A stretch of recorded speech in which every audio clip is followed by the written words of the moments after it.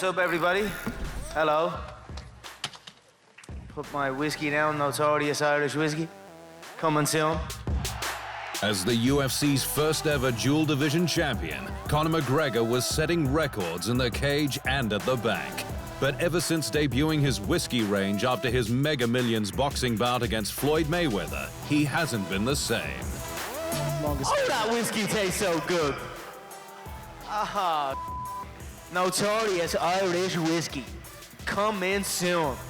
It's not even called Notorious Irish Whiskey, but I digress. When the Irish superstar came back to fight Khabib Nurmagomedov for the UFC lightweight title, his mind was elsewhere. Yeah, Shine the Bus. Happy birthday, Shine the Bus. I don't drink. Why don't you drink? I don't drink. Why don't you drink? I never drink. I'll tell you, some buzz at parties. I never drink. You're mad backwards.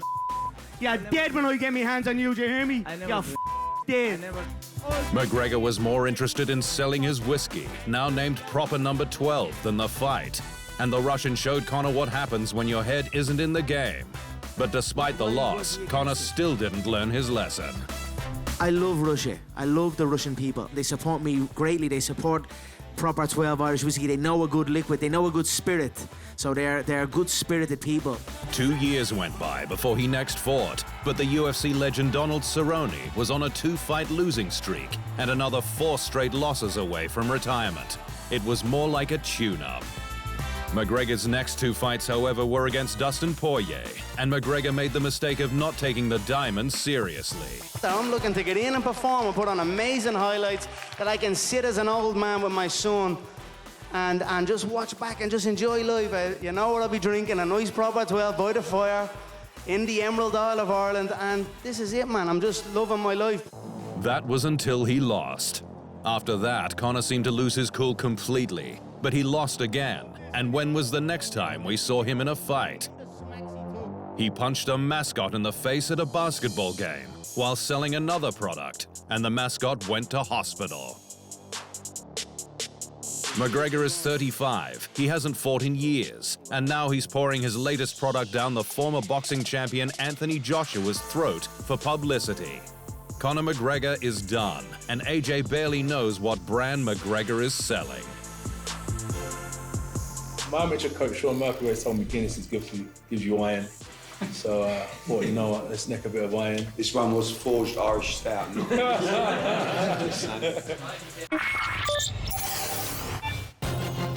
The 2024 Olympic Games are over, and the IOC is once again left trying to explain who could and could not compete as a woman.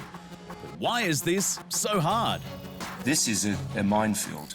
And unfortunately, as with all minefields, we want a simple explanation. Everyone wants a black and white explanation of how we can determine this.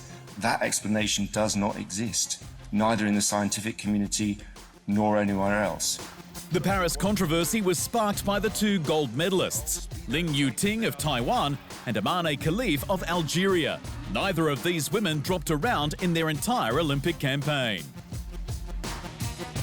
The problem is that in 2023, the International Boxing Association suspended these fighters from competing midway through the World Championships, due to them both failing the gender eligibility criteria. To put simply, the IBA claimed that test results proved they were both male. So why were those fighters banned from the World Championships, but not from the Olympics? Every woman who is, according to the rules, a woman, then has to be allowed. And the definition of who is a woman, and to ensure the fairness of the competition, for this we have our framework in place. Like almost everyone on the planet, the IOC president believes that women have the right to compete, but that they should not compete against the men. The reason why should be obvious. On average, men run faster, jump higher, and throw further by 10 to 30%. That's the biological advantage they have across the board. But in combat, though, the stakes are significantly higher, because you don't just lose a race. Let's look at boxing, and in particular at the super middleweight champion, Canelo Alvarez. As an undisputed title holder, Canelo is the #1 fighter in his division. His ring IQ is off the charts. His counterpunching is incredible. There's few better defensively. And this is important, he hits really, really hard. His female equivalent is Claressa Shields, who incidentally is a 2-time Olympic gold medalist. But T-Rex isn't just the undisputed best women's boxer at middleweight. She's the best from middle all the way up to heavyweight.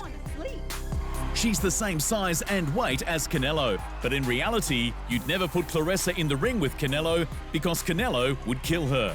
Possibly literally, because there is a fundamental biological difference between the fighters that gives Canelo a giant advantage. The IOC understands this. After all, that's why there are men's and women's competitions at the Games. So, what's the issue? Everyone needs to have certainty of the rules of competition.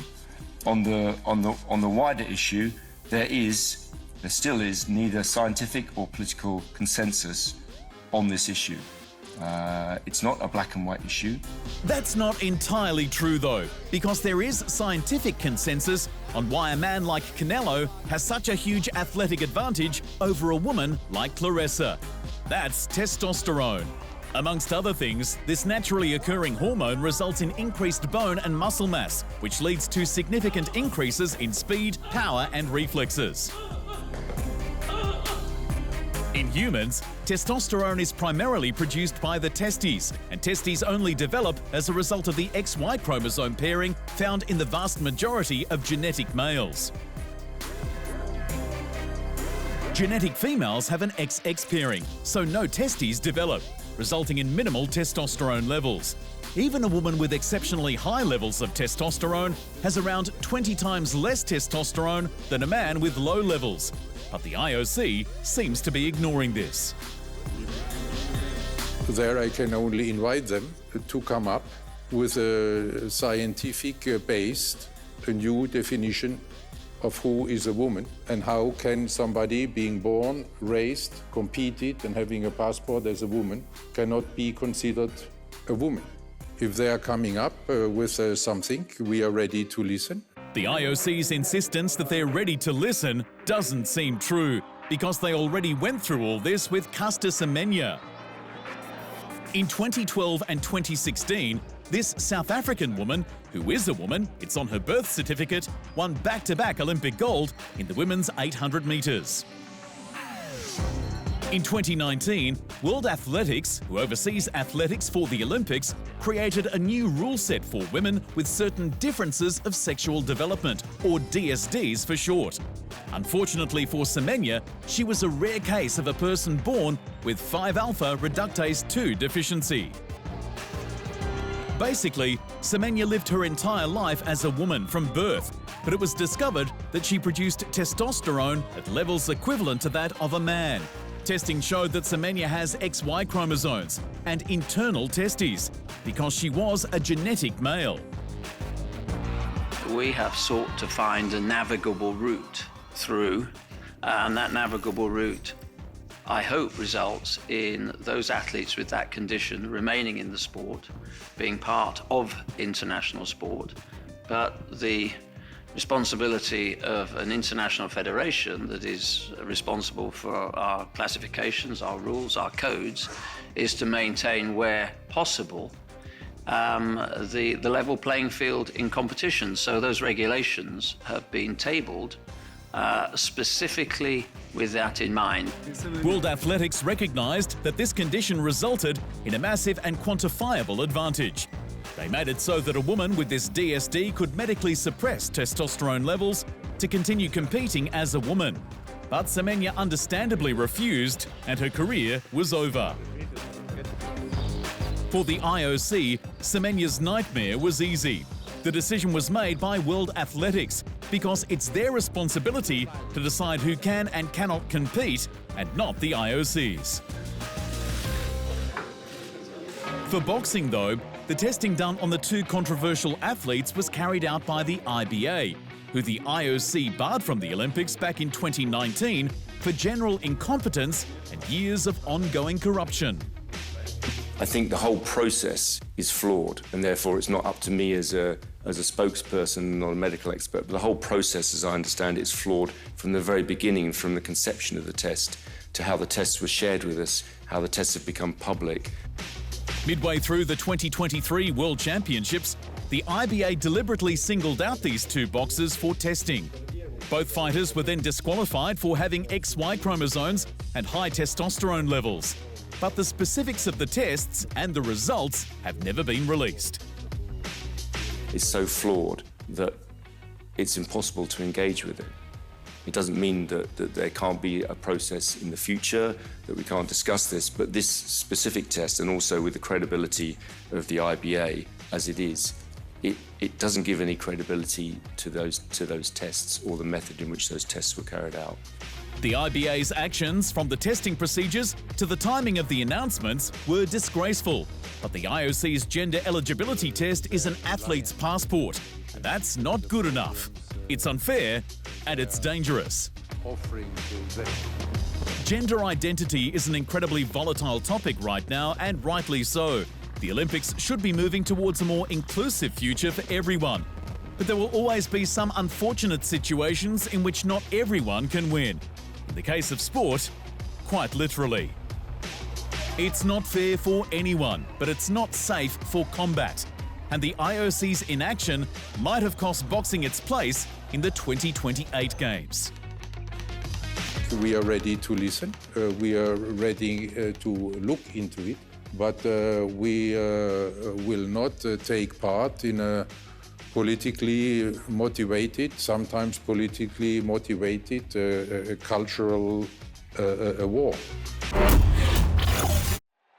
Thanks for watching. And remember, if you want more fight sports in your life, just hit the subscribe button.